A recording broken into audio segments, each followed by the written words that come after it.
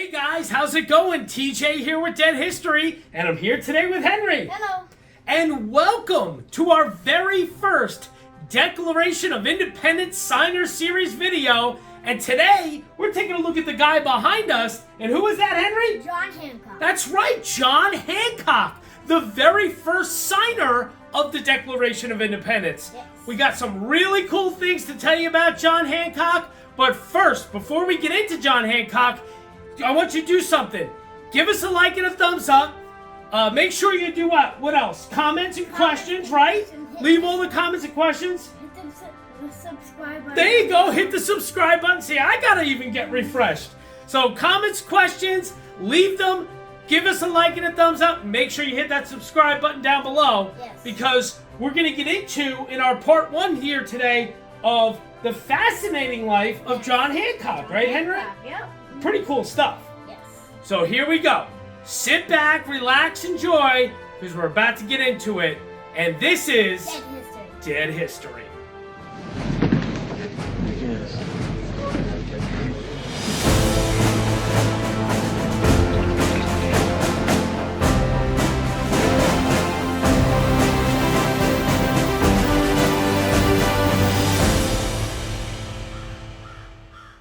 Hey guys, TJ back with you, and of course here with Henry. Hello. And Henry, look at that signature behind us. Whoa, that's, when people come up to you and say, hey, let me have your John Hancock, Yeah. they're referring to your signature. Yeah. Because John Hancock's name has become synonymous with signatures. Yes. And we're going to get into that and tell you all about it. Some really cool things, like I said, about John Hancock. He was the first signer of the Declaration of Independence. His signature on the document, of course, is very... one. Yep, the biggest one, the most well-known one, pretty much. And he was the president of the Second Continental Congress. All sorts of fascinating things. Pretty rich, wealthy man, too, actually. I mean, he was steeped in that Revolutionary War and, going to declare our independence. He was steeped in all of that. That history, John Hancock's all over it, right? Yep. So, we're going to tell you all about it. Looking forward to it. Very excited for our first Declaration of Independence Signer Series video here. But first, Henry, so they did the likes. They did the comments and questions, hopefully. They did the subscribes. I mean, now what do they got to do, Henry? You gotta go get the popcorn, the pretzels, the potato chips, the soda. All of it, right? All of it. That's right. The Halloween candy coming up soon, right? So here we go. And today, when this video is being released is... Happy birthday, dude! Yeah. Happy ninth birthday! Mwah. Love you, and man, I can't believe you're 9 years old. Getting big, dude. No comment to the head. Are you excited for this series? Yes. You excited for your birthday? Yes. Awesome. So here we go. You guys did it all. Like, subscribes, got the popcorn. You're all ready. Yep. So here we go. Declaration of Independence Signer Series Part 1. John Hancock. Sit back. Relax and enjoy. Hey guys, welcome. TJ here with Dead History, and welcome to our very first debut video of our Declaration of Independence Signer Series. Today we're going to be taking a look at the man who signed that important document first, the very large, biggest signature on the document, John Hancock. So welcome. Very, very happy to be here with you guys again. Very excited to be back. Before we jump into John Hancock here today, I do want to just go over a few things, kind of just explain to you how all of this is going to work, just so everybody knows what to expect. I am flying solo here today for the audio portion of the video. Henry may make a guest appearance or two, but we shall see. So, how is this all going to work? Well, first and foremost, again, welcome back, and thank you for allowing us to be back, to hopefully entertain and possibly even inform and educate some people on these historical figures. So thank you so much for the opportunity to do that again. And it's been a crazy 4 to 5 months for Henry and myself. some health issues, of course, some personal issues, just a lot of things that have gone on over the last 4 or 5 months. And then, of course, on top of that, just being busy with life, sports and baseball and, summertime fun here on the Jersey Shore where we're located. So it's been a very interesting and eventful 4 to 5 months for Henry and I, but we're very happy to be back. So how are we going to do this, right? Well, we already explained to you guys in the announcement video the order in which we're going to do this Declaration of Independence signer series. I'm still researching. I'll be honest with you. I'm still trying to find, where exactly to do this, like how to do it. I said it's going to be from left to right on the document. I'm pretty sure that's what we're going to do. But, I've really been trying to research, like something I have right here in front of me. I'll just read it briefly. 56 congressional delegates in total signed the document, including some who were not present at the vote approving the declaration. The delegates signed by state from north to south, beginning with Josiah Bartlett of New Hampshire and ending with George Walton of Georgia. Now, so that's contradicting to me in a way, because obviously the document, if you read it from left to right with signatures, Georgia's the first state on the left of signers. And that's really, and I got that from, just so everyone knows, that little excerpt from the History Channel website. So I'm pretty confident that the History Channel's own website is accurate, but I don't know. I mean, I've read so many things that it really doesn't tell you. And if it is from north to south, and New Hampshire was the first, well, okay, that means Georgia would be the last, but Thomas McKean of Delaware, from everything I've read, definitely signed the document last. So, I don't know. It's really difficult for me to say, so I don't know. I mean, just to give you guys an idea, from the History Channel website, history.com, here's another thing. The Declaration of Independence was not signed on July 4th, 1776. It's a big, long thing, but it basically says 2 weeks for the Declaration to be engrossed, written on parchment in a clear hand. Most of the delegates signed on August 2nd, but several, Elbridge Gerry, Oliver Wolcott, Lewis Morris, Thomas McKean, and Matthew Thornton signed on a later date, later than August 2nd. So Thomas McKean's included in that group there, but there were several that signed it after August 2nd.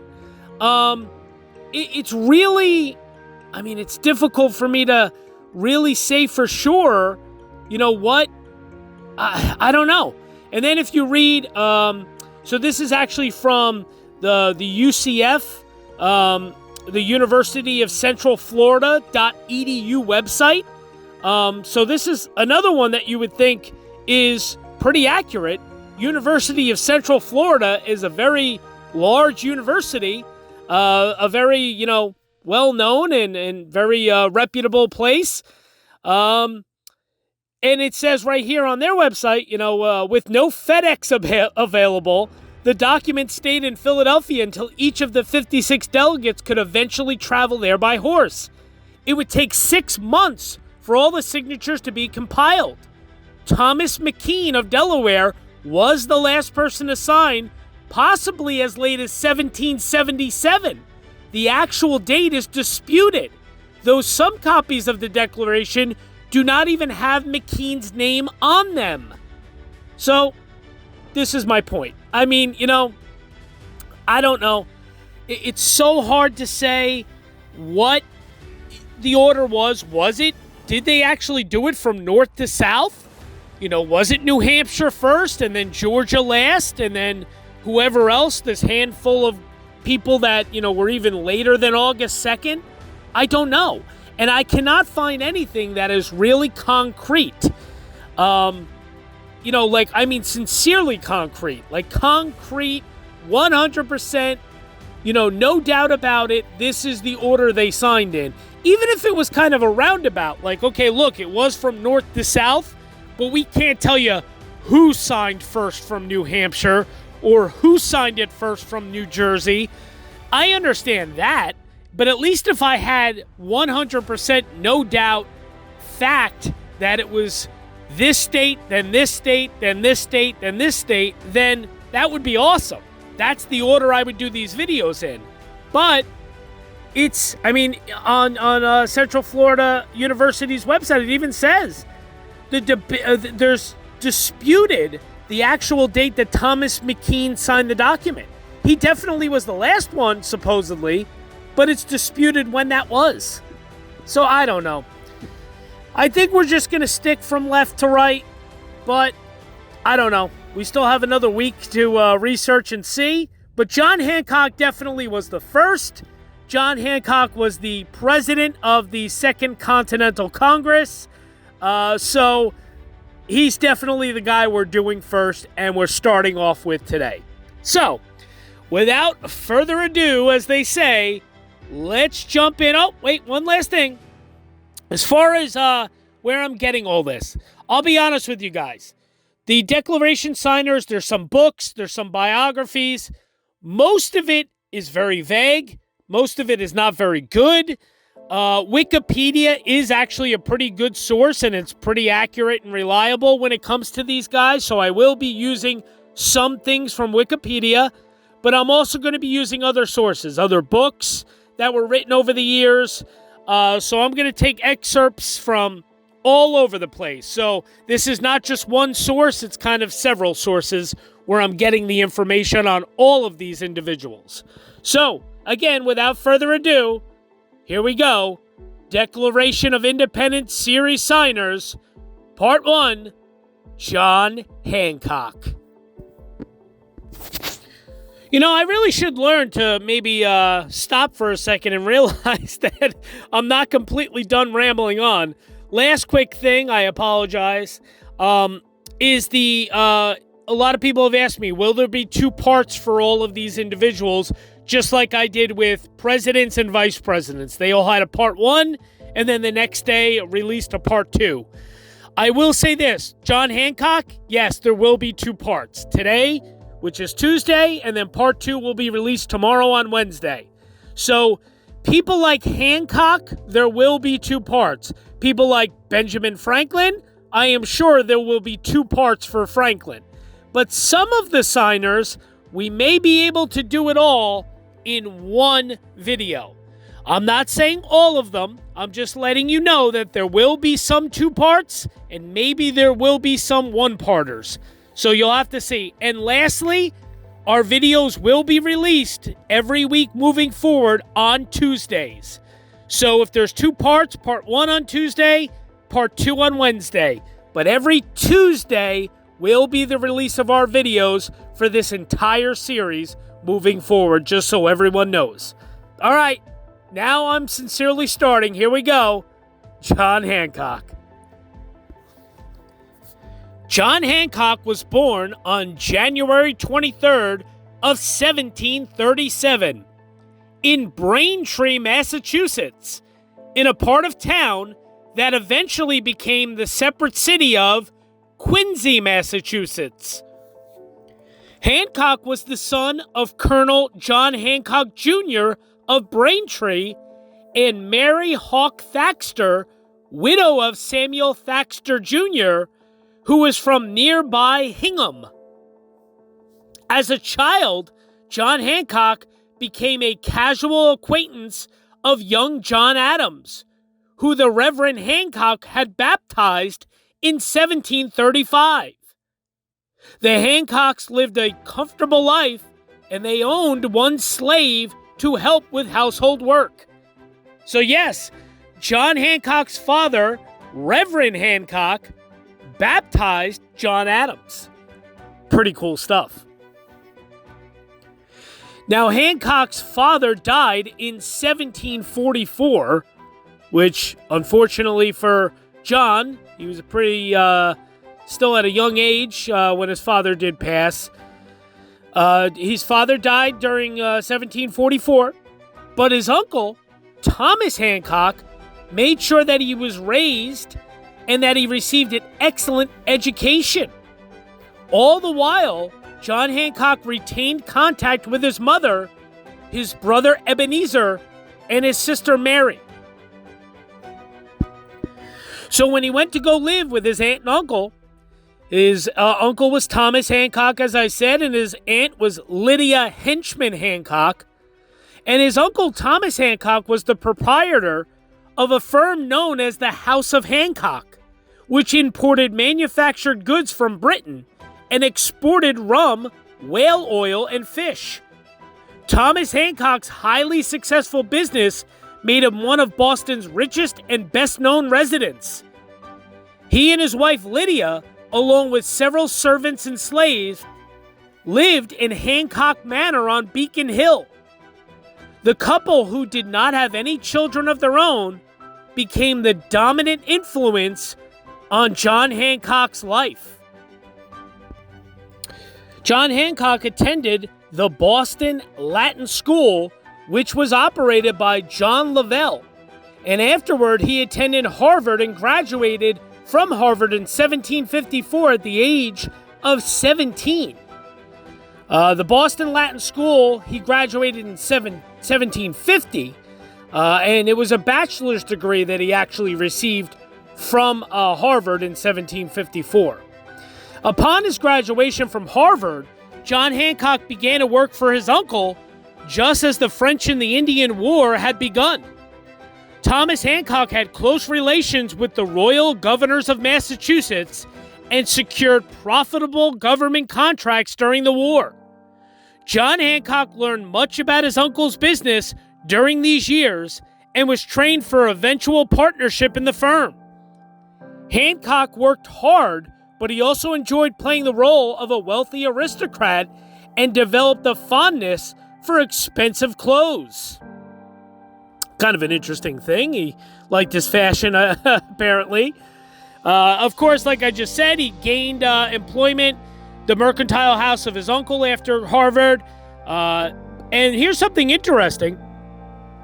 At one point, he was actually sent to England, John Hancock was, where he increased his knowledge about the mercantile business. While he was in England, John Hancock attended the funeral of King George II in 1760, and he was present at the coronation of his grandson and successor, King George III. Shortly after his return to America, John's uncle, Thomas, had actually died during August of 1764 at his mansion at Beacon Hill, leaving John the beneficiary of a vast estate. This actually made John Hancock one of the most affluent men in Boston, if not the most. So pretty interesting stuff. He went over there, and he was at the funeral. I mean, that's incredible. At the funeral of King George II, then he was at the coronation of King George III. I mean, this guy, especially for the time, 1760 and all this stuff, I mean, that's pretty incredible stuff. And when he came back from England, he kind of gradually took over the House of Hancock because his uncle Thomas, his health was failing, and John Hancock himself became a full partner of the business in January of 1763. John Hancock also became a member of the Masonic Lodge of St. Andrew in October of 1762, which connected him with many of Boston's most influential citizens. His uncle did die in August of 1764. Like I said, John inherited the business, Hancock Manor, and he actually did inherit 2 or 3 household slaves and thousands of acres of land.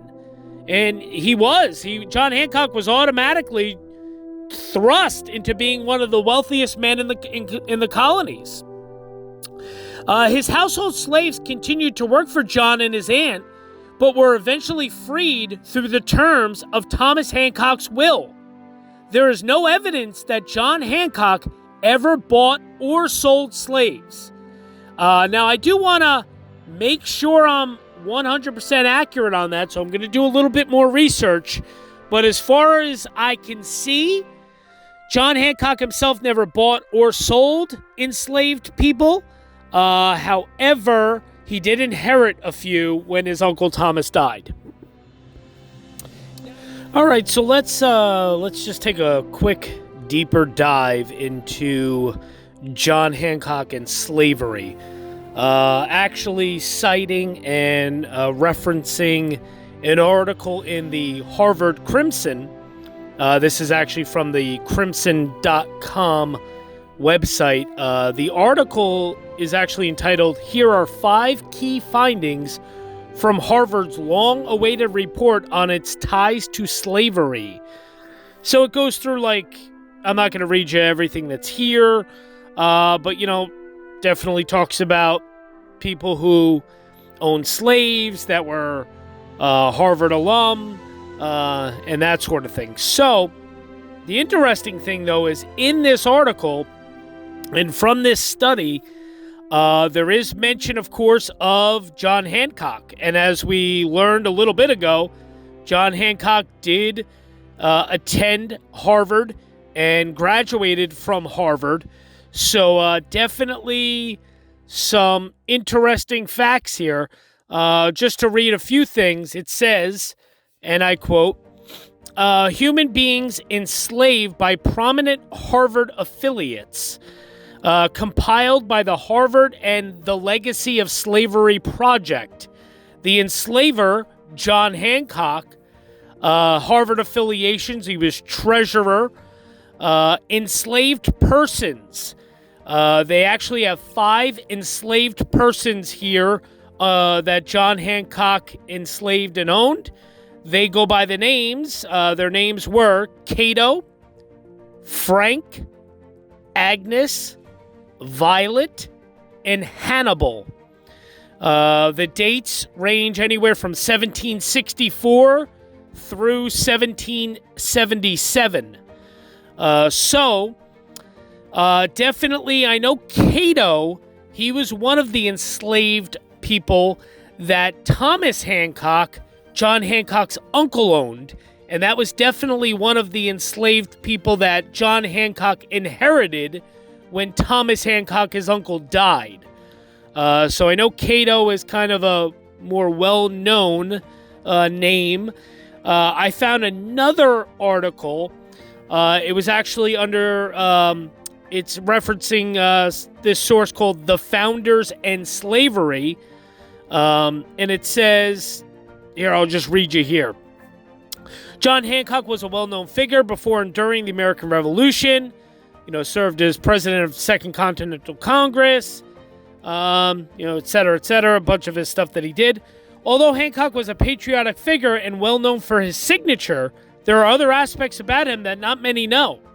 The slave trade was becoming prominent in the United States with the selling and buying of slaves. A majority of the wealthy merchants had slaves on their plantations, John Hancock being one of them. Although he did not own many slaves for a long period of time, he did have a few to help around the house. But after the Revolutionary War started and ended, he had a change of heart. He was looked at as an American hero, but what many people did not know was he bought, sold, and owned slaves prior to the Revolutionary War. From reading many letters written by Hancock to John Wilkes, it comes across that he was against the buying and selling of the African American slaves. In one of his letters, he writes, "We yet to sensibly feel the loss of every right, liberty, and privilege that can distinguish a free man from a slave." I interpret that in a way that since he is stating that he wants to address the problem and hopefully in the near future fix it as well. In hindsight, he is contradicting himself, saying he was against slavery, but yet he owned, bought, and sold slaves numerous times. Hancock wrote a great amount of letters to John Wilkes, mostly conversing about slavery. From reading a majority of these, Hancock was influenced, and I do believe that Wilkes did have part in many of John Hancock's decisions about the African American slave trade. After signing the Declaration of Independence, Hancock changed his views about owning slaves. Many fought alongside with the slaves during the Revolutionary War, so views on slavery have often changed. Although Hancock did not have much military experience, he was behind the scenes involved in the war, and that was another influence on him. Although not stated directly, when the Constitution was being written, Hancock threw his idea that slavery should be abolished in the Constitution. The Articles of Confederation were designed in such a way that states had the right to govern however they wanted.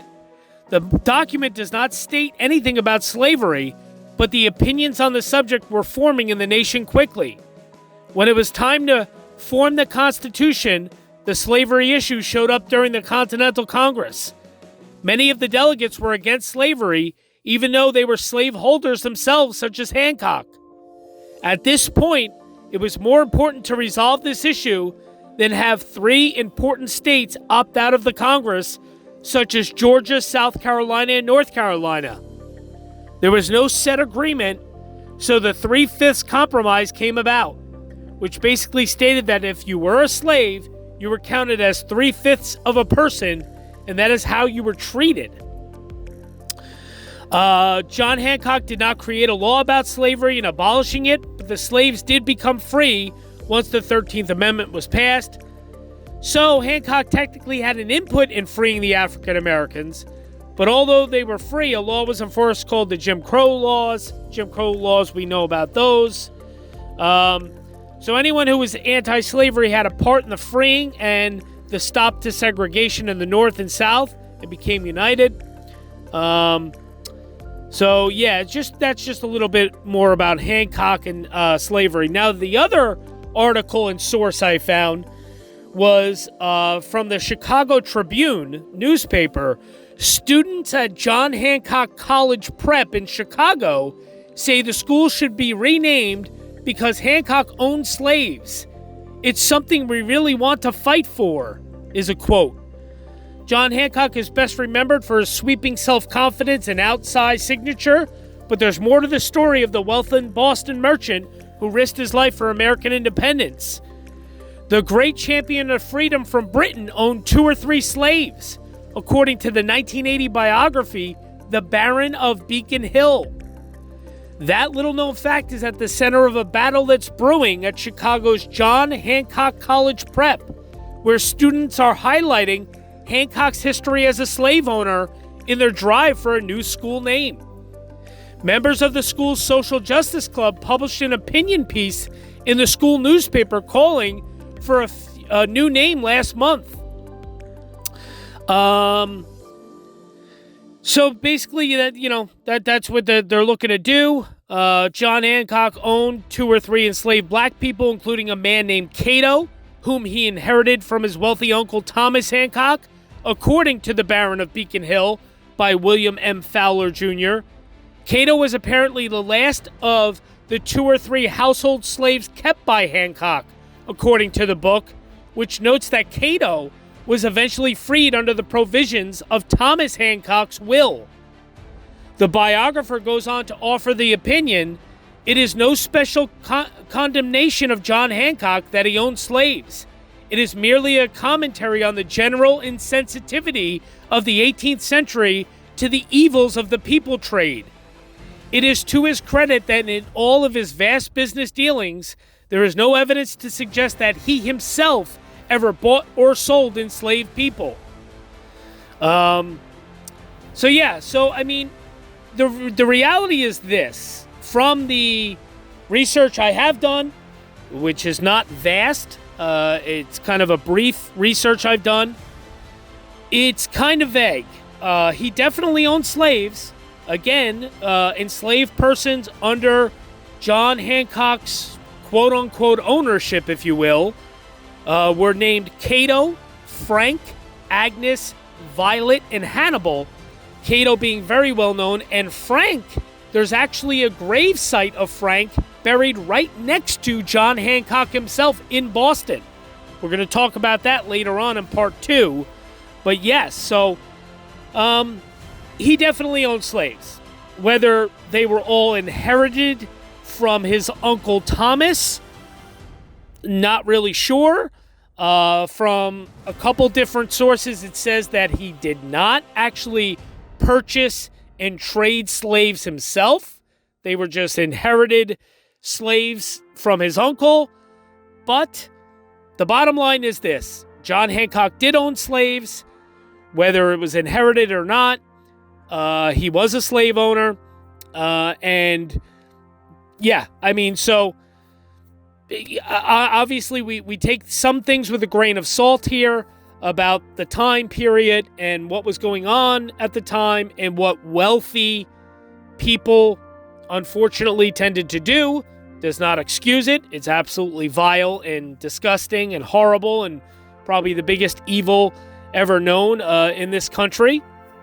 However, not overly unusual for someone of his stature to have enslaved people back in that time. So, but I did want to just give some context to that because I did touch on his slavery, John Hancock and his relationship with slavery and enslaved people. So I did want to touch on that a little further here. So there you go.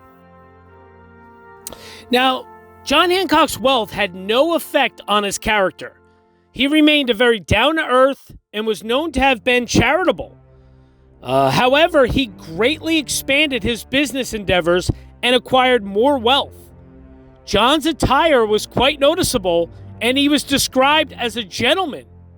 He wore a coat of scarlet lined with silk and embroidered with gold, white satin embroidered waistcoat, dark satin small clothes, white silk stockings, and shoes with silver buckles. He also wore a three-cornered gold-laced hat. John's carriage was pulled by 6 blooded bays, and they ignited much conversation among the Puritans, as a coach such as his had never been seen in Boston. John also enjoyed all sorts of entertainment and celebrations, including singing, dancing, fine wines, and elegant dinners. Nevertheless, he had acquired so much wealth that the Puritans who quietly complained were unable to cause him any discomfort from their criticism. So then we kind of start to get into a little bit of interesting facts about what was happening between the British Empire and British Parliament, and of course the colonies and the colonists, and taxes and that sort of thing. So I'm going to briefly touch on a little bit of that, and then we're going to kind of explain to you how Hancock really got involved in this sort of thing. So after its victory in the 7 Years' War, the British Empire was really, really badly and deeply in debt.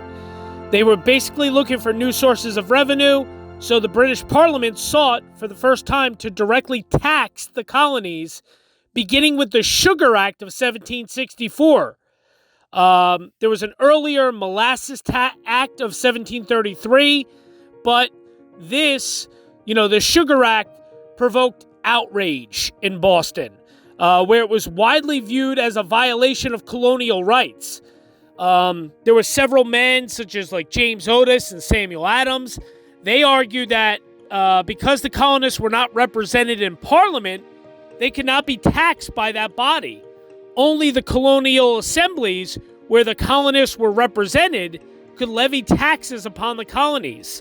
Now, John Hancock was not yet a political activist at this point. However, Hancock did criticize the tax for economic rather than constitutional reasons.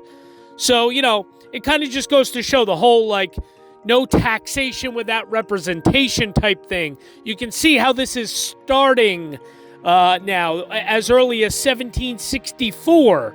You can see how this is starting to brew and starting to stir. So that's just a little bit of side note backstory to what we're going to get into now regarding Hancock. So a little bit more. During 1765, British Parliament passed the Stamp Act, which caused turmoil back in the colonies once word of the legislation arrived. The act was to become effective during November of that year. However, the colonists reacted brashly well ahead of its effective date. Stamp agents were intimidated, and worse, to ensure that they would not distribute the stamps. Now, during 1766, the year the legislation was repealed, John Hancock was actually elected to the General Assembly, along with Patriots Samuel Adams, Thomas Cushing, and James Otis. Now, we're going to actually circle back a little bit here, and I'm going to explain to you how Hancock emerged as the leading political figure in Boston just as tensions with Great Britain were increasing. March of 1765, he was elected as one of Boston's 5 selectmen, an office previously held by his uncle for many years. Soon after, Parliament passed the 1765 Stamp Act, a tax on legal documents such as wills that had been levied in Britain for many years, but which was widely unpopular in the colonies, producing riots and organized resistance. Hancock initially took a moderate position. He was a loyal British subject. He thought that the colonists should submit to the act, even though he believed that Parliament was misguided. Within a few months, Hancock had changed his mind, although he continued to disapprove of violence and the intimidation of royal officials by mobs. John Hancock joined the resistance to the Stamp Act by participating in a boycott of British goods, which made him popular in Boston. And after Bostonians learned of the impending repeal of the Stamp Act, Hancock was elected to the Massachusetts House of Representatives in May of 1766. Another interesting little side note here. Of course, like I said, he was a part of the selectmen. He kind of became a radical leader opposing the policies of the Crown and Parliament. And at one point, John Hancock was elected as Speaker of the Assembly, but an irate royal governor, Francis Bernard, rejected the appointment. In 1768, 1 year before he was recalled, Governor Bernard dissolved the Assembly. Soon after, due to some other incidents, the British dispatched troops at Nova Scotia to Boston to increase the animosity of the Patriots. So now, we're kind of getting a little ahead, but that's an interesting little fact. Hancock's political success benefited from the support of Samuel Adams, who was the clerk of the House of Representatives and a leader of Boston's Popular Party, also known as Whigs and later as Patriots. The two men made an unlikely pair. 15 years older than Hancock, Adams had a somber Puritan outlook that stood in marked contrast to Hancock's taste for luxury and extravagance. Stories later portrayed Adams as masterminding Hancock's political rise so that the merchant's wealth could be used to further the Whig agenda. Actually, historian James Truslow Adams portrays Hancock as shallow and vain and easily manipulated by Adams. Historian William M. Fowler, who wrote biographies of both men, argues that his characterization was an exaggeration and that the relationship between the two was symbiotic, with Adams as the mentor and Hancock the protege. So other accounts kind of recall, Hancock's relationship with some of his contemporaries. In such an atmosphere, the genius of Hancock brightened rapidly, and he soon became conspicuous among his distinguished colleagues. It has indeed been asserted that in force of genius, he was inferior to many of his contemporaries, but honorable testimony was given, both to the purity of his principles and the excellence of his abilities, by his frequent nomination to committees, whose deliberations deeply involved the welfare of the community. During the spring of 1768, John Hancock, who had earlier been appointed captain of the Boston Cadets, declined calling out the unit to provide escorts during the general election in a show of open opposition to the royal government and the crown.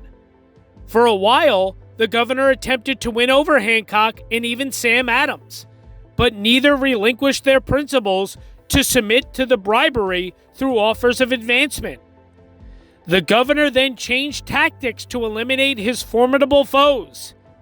The British seized the sloop Liberty, owned by John Hancock, after it had arrived in port with a cargo of wine. The cargo was unloaded during the night and no duties were paid, prompting the seizure.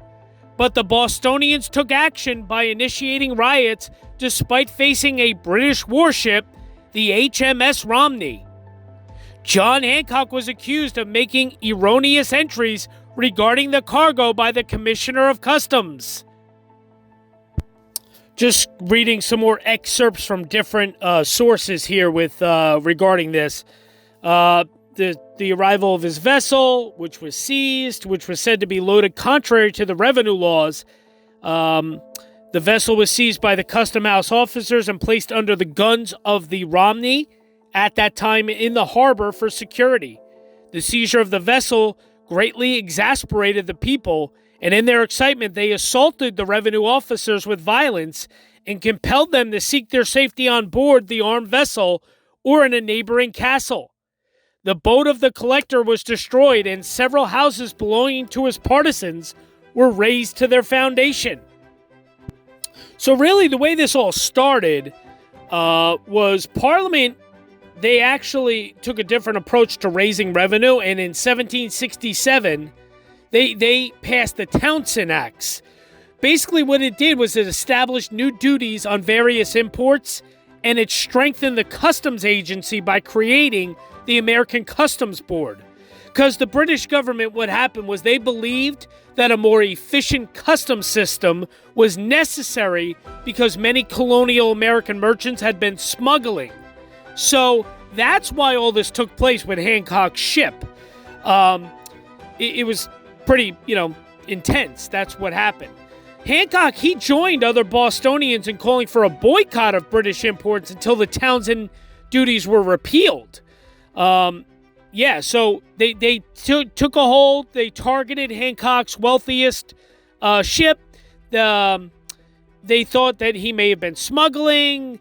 They may have wanted to harass him because of his politics, all those sort of things.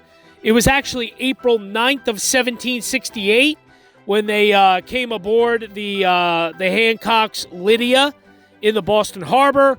Hancock himself was summoned, and finding that the agents lacked a writ of assistance, which is like a general search warrant, he did not allow them to go below deck. When one of them later managed to get into the hold, Hancock's men forced the tidesmen back on deck. Customs officials wanted to file charges, but the case was dropped when Massachusetts Attorney General Jonathan Sewell ruled that Hancock had broken no laws.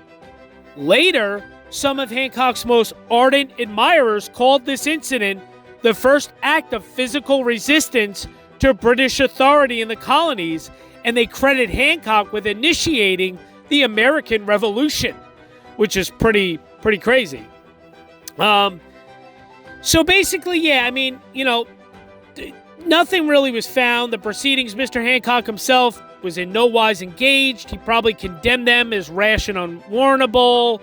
Transaction contributed greatly to bring of him into notice and to increase his popularity.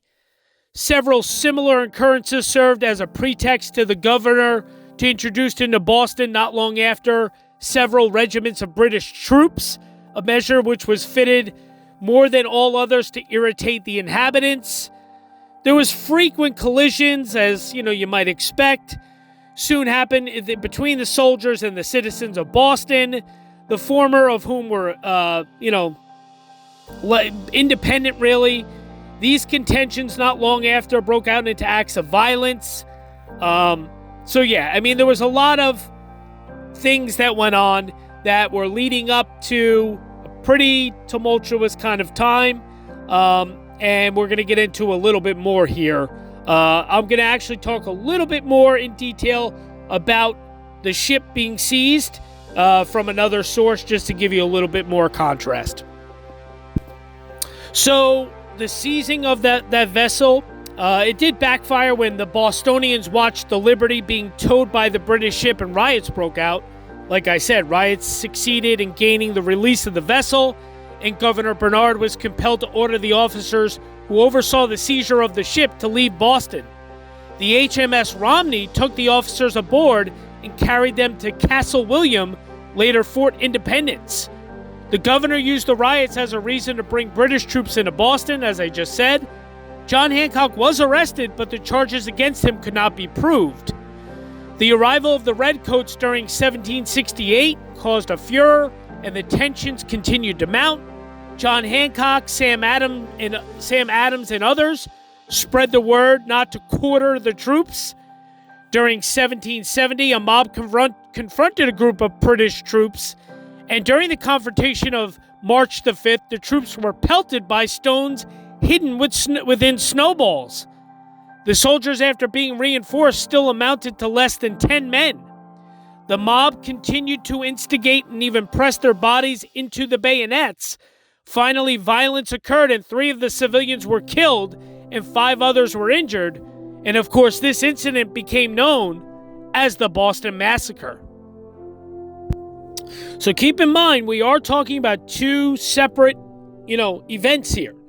The Townshend Act was 1767.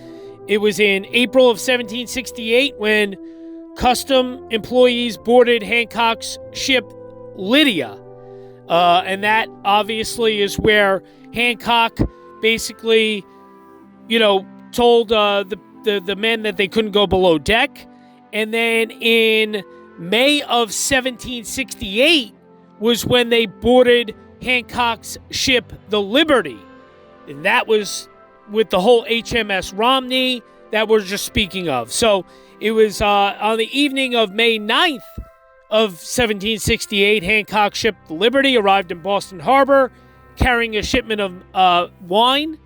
Custom officials, they went on. The next morning, they found it contained with 25 pipes of wine, all this different stuff. 1 month later, the British warship HMS Romney was in port. He claimed that he'd been forcibly held on the Liberty while it had been illegally unloaded. All this different stuff came out. So, of course, this was a big deal. John Hancock obviously was right in the middle of this. They filed suit. British officials filed 2 lawsuits against Hancock. Royal officials as well as Hancock's accusers stood to gain financially, since, as was the custom, any penalties assessed by the court would be awarded to the governor, the informer, and the crown, each getting a third. So all this stuff happened. And although the charges against Hancock were dropped, many writers later described him as a smuggler. So, the first incident in 1768, in April of that year, I should say, was, the ship Lydia. And then May of 1768 was the ship Liberty. And that's where the HMS Romney came into play, the British warship, and all these different things. So Hancock was involved in several different circumstances where he had battles with British customs, supposedly being accused of being a smuggler, and it got very, very heated, and things escalated quickly from there. So, the accuracy of, this characterization of being a smuggler has kind of been questioned, because Hancock's guilt or innocence and the exact charges against him are still fiercely debated. Historians argue that Hancock was the victim of an essentially criminal racketeering scheme perpetrated by Governor Bernard and the customs officials. There's belief that there's no reliable evidence that John Hancock was guilty in the ship Liberty case, and that the purpose of the trials was to punish Hancock for political reasons and to plunder his property. Some others argue that Hancock's innocence is open to question, and that the British officials acted legally, if unwisely. So who knows? Others conclude that the customs officials had the right to seize Hancock's ship, but towing it out to the warship Romney had been illegal.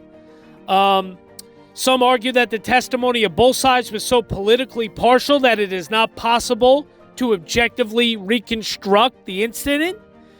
Aside from the 2 affairs, the ship Lydia and the ship Liberty. Aside from those affairs, the degree to which Hancock was engaged in smuggling, which may have been widespread in the colonies, has been questioned.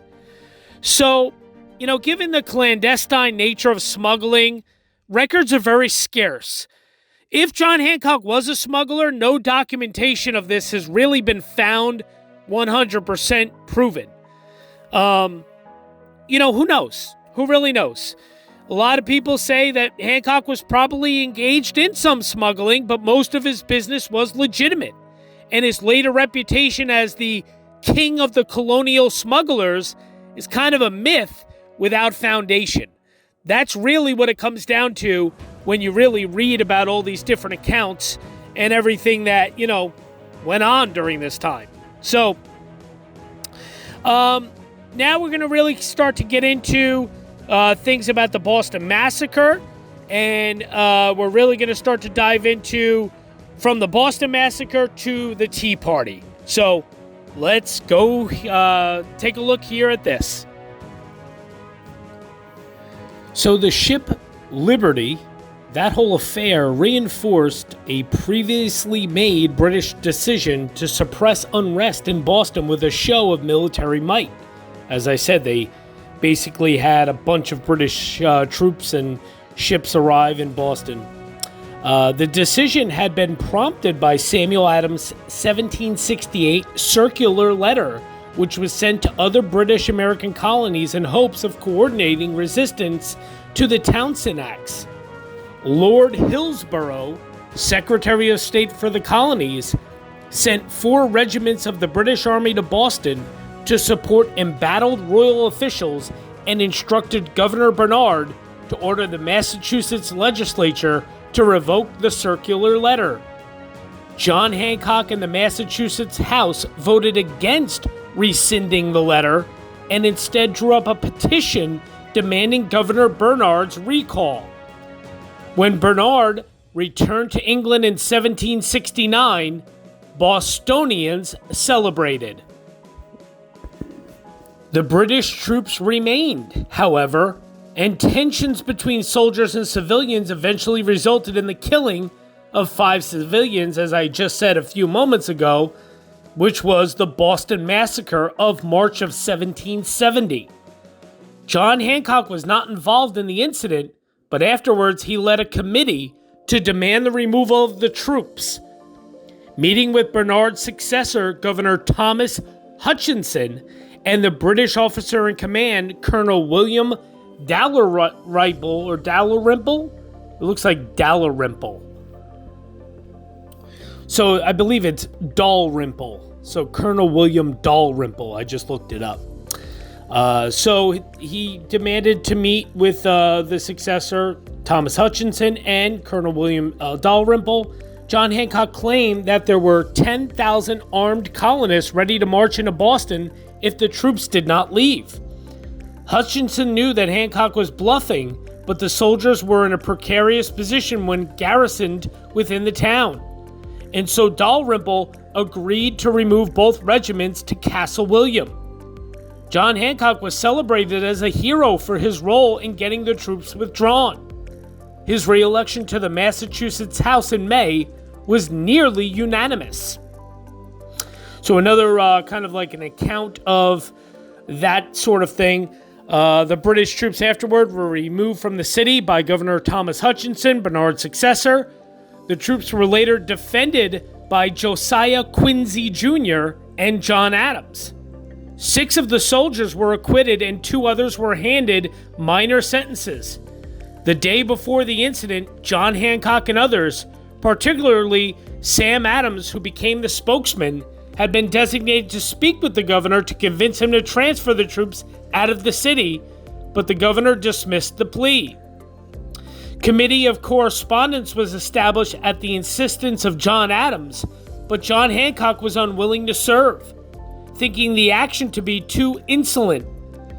Hancock was still holding out for reconciliation. Nonetheless, later he participated in the proceedings. So, pretty interesting stuff. During 1773, the colonists were stunned when the British imposed a tax on tea. and Hancock was adamantly opposed to it. Patriots gathered at a hall on the 5th of November to deal with the crisis, and John Hancock was selected as the moderator. That's kind of getting into the Boston Tea Party, so we're going to get into that here in a second. Well, I shouldn't say a second, probably a few minutes. Another account of all of this, let me see here. So there was this rather long address and speech and statement that Hancock gave, basically, talking about, this was in reference and basically in response to the Boston Massacre, because like I said, in commemoration of the event, John Hancock was appointed to deliver an address.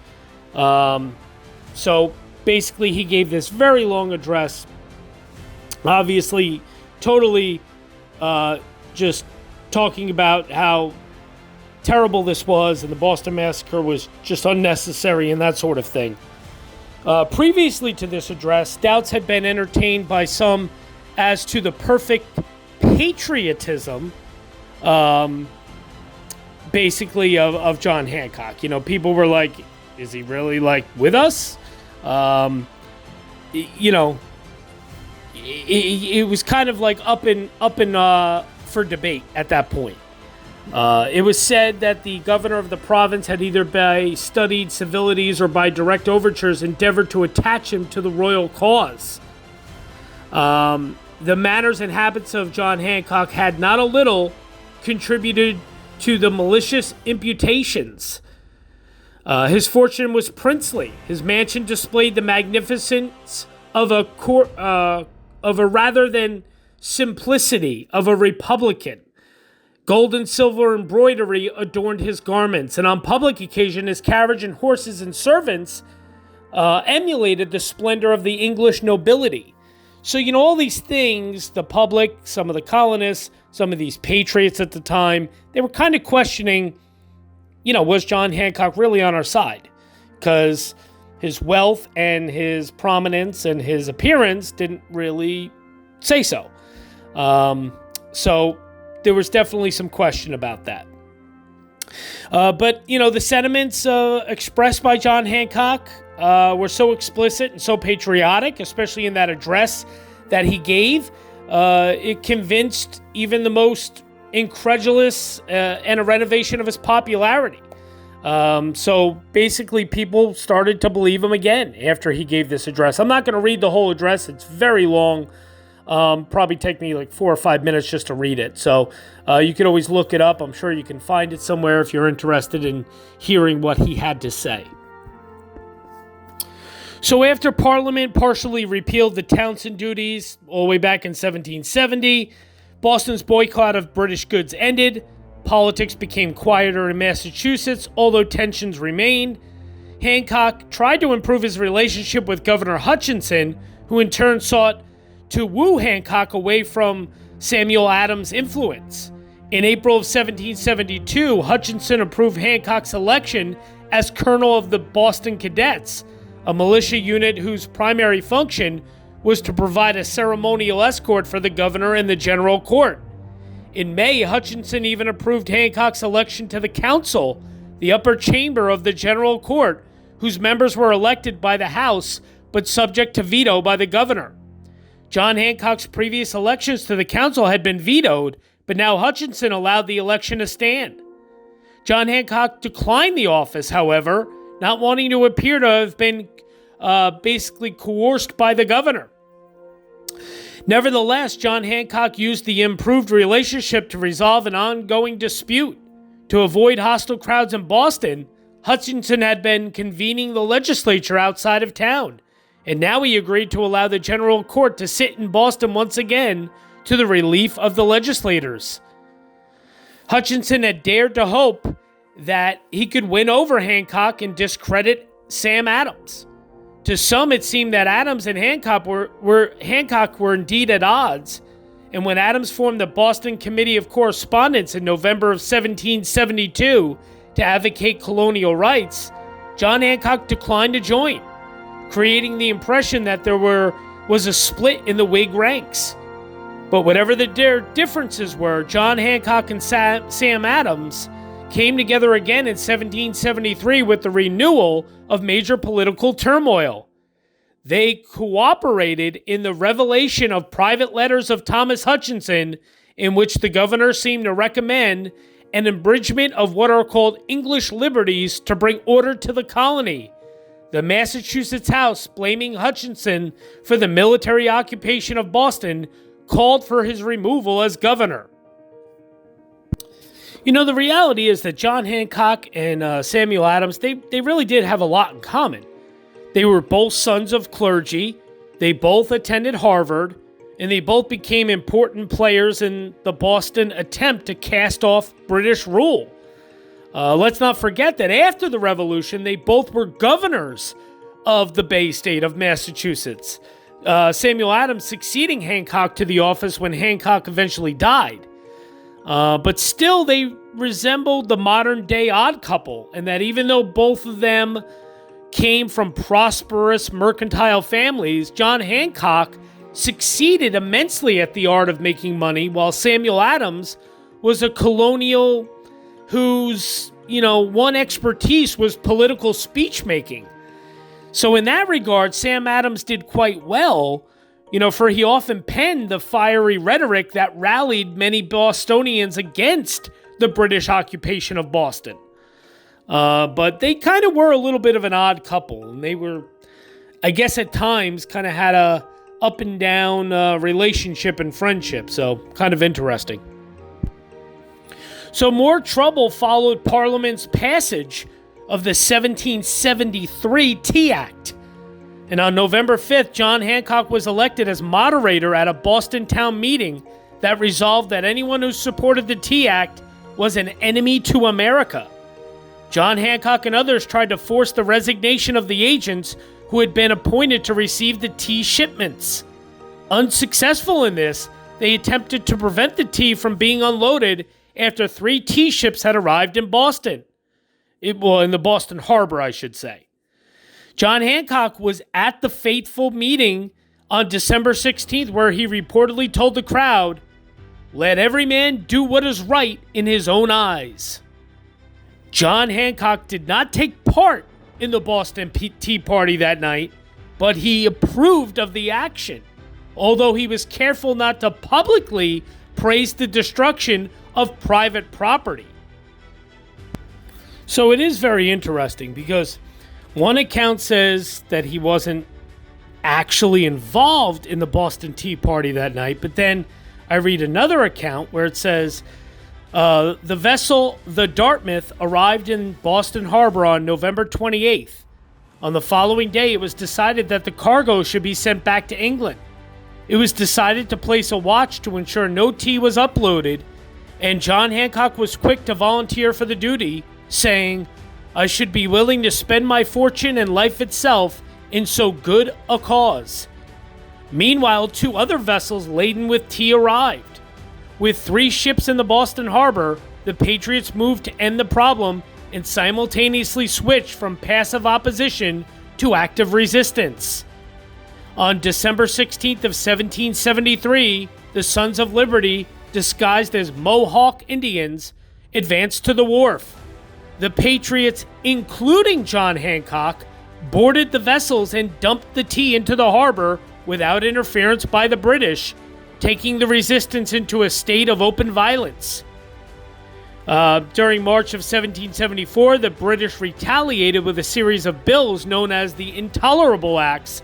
One of those bills, the Boston Port Bill, was enacted during March of 1774, and it galvanized the Patriots throughout the colonies. Closing the port endangered all of the citizens in Boston and the region. So, it's interesting. Was he actually there and took part in it?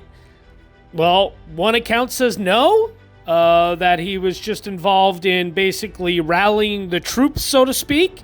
And then another account says, yeah, he was there, and he dumped tea into the Boston Harbor. So who knows? That's where you never know.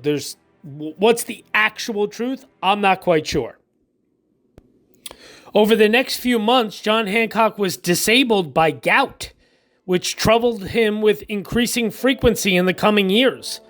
And by March 5th of 1774, he had recovered enough to deliver the 4th annual Massacre Day oration, a commemoration of the Boston Massacre. John Hancock's speech denounced the presence of British troops in Boston, who he said had been sent there to enforce obedience to acts of Parliament which neither God nor man ever empowered them to make.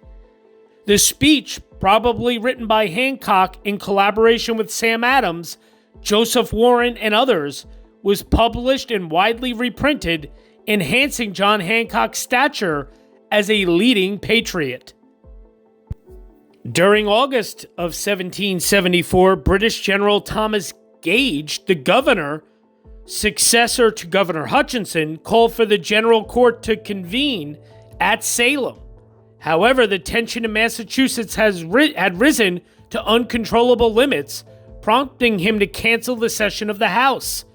But nevertheless, the House convened despite the governor's edict. After the session began, the body was immediately transformed into a provincial Congress. After that action, the body adjourned, then reopened its session in Concord, Massachusetts.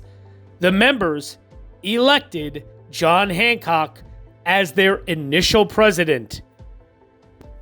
Now, you have to keep in mind, I believe it was in June of 1774, the Massachusetts House elected 5 delegates to send to the First Continental Congress in Philadelphia, which was being organized to coordinate colonial response to the coercive acts. John Hancock did not serve in the First Continental Congress, possibly for health reasons or possibly to remain in charge while the other Patriot leaders were away. And what had happened was Thomas Gage, who was now acting governor, he dismissed John Hancock from his post as colonel of the Boston Cadets. So that's another thing. October of 1774, Gage canceled the scheduled meeting of the General Court. We just heard about all that, which the Provincial Congress created the first Minutemen companies, consisting of militiamen who were to be ready for action at a moment's notice. Hancock was elected as president of that provincial Congress, and he was a key member of the Committee of Safety. So all these things are now starting to form and take shape, as you can see. Another account says, October 1774, Hancock was unanimously elected to the presidential chair of the Provincial Congress of Massachusetts. Pretty cool stuff. And John Hancock wasted little time as president. The House appointed a committee of safety and handed it to the authority to call out the militia. In other immediate action, 3 generals, Jedediah Preble, Artemus Ward, and Seth Pomeroy, were appointed to command the militia and the Minutemen. In yet other activity, sure to aggravate the governor as well as the crown, the Provincial Congress directed the various tax collectors to halt the payment of taxes to the royal government and instead pay the taxes to a new treasurer to be appointed by the House. And then the Port Bill, that's another bill that was causing a lot of contention, and the colonies galvanized to get help to the citizens of Boston at this time.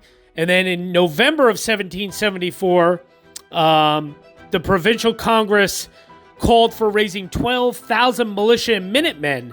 In addition, 2 more generals, John Thomas and William Heath, were appointed. John Hancock was elected as a delegate to the Second Continental Congress. That happened in November of 1774, that he was elected as a delegate to the Second Continental Congress. So that account says, I believe it was November 23rd to be exact. Yep. It says that was on November 23rd of 1774 when 12,000 militia and Minutemen and 2 more generals, as I had said, were appointed, and that John Hancock was elected as a delegate to the Second Continental Congress. So that's that resource. This resource says it was December 1st of 1774 that John Hancock was elected as a delegate to the Second Continental Congress to replace James Bowdoin, who had been unable to attend the first Congress because of illness. So whenever it was either very late November or literally the first day of December of 1774, John Hancock elected a delegate to the Second Continental Congress. James Bowdoin could not make it for illness. So before Hancock reported to the Continental Congress in Philadelphia, the Provincial Congress unanimously re-elected him as their president in February of 1775. So Hancock's multiple roles gave him enormous influence in Massachusetts. And as early as January of 1774, British officials had considered arresting him. After attending the Provincial Congress in Concord in April of 1775, John Hancock and Samuel Adams decided that it was not safe to return to Boston before leaving for Philadelphia. Instead, they stayed at John Hancock's childhood home in Lexington. Lexington, so Massachusetts, and I'm trying to see, I don't know if it still stands. I don't know if his childhood home still stands in Lexington. I'll take a look. If it does, I'll make sure it's up on the screen right now, a picture of it. I've never visited there, but there you have it. So, yeah, guys, I think that's pretty much it, because that's leading us up right to, like, April, springtime of 1775. And I kind of want to leave it right there and pick up in April or spring of 1775 and, move on to all of that in part 2. So in part 2 tomorrow, we're going to take a look at the rest of the Revolution, and then, of course, the Second Continental Congress and the signing of the Declaration of Independence and John Hancock's return to Massachusetts, and then, of course, his life, his final years after all of that, and then, just like we always do here at Dead History, take a look at the death and the gravesite of John Hancock. So that'll be tomorrow. So thanks, guys, so much. Thank you for sticking with us here. I'm not going to do any bonus footage for this part 1. There will definitely 100% be bonus footage in part 2. So definitely stay tuned for that tomorrow. Hope you enjoyed this. Please don't forget, give us a like, give us a thumbs up, hit that subscribe button, tell everybody about our new series, and I hope you enjoyed it. And definitely make sure you comment. If anybody knows some information that maybe I left out or maybe I made a mistake on, please let me know. I'm more than happy to hear about things that I can improve. So thanks so much, guys.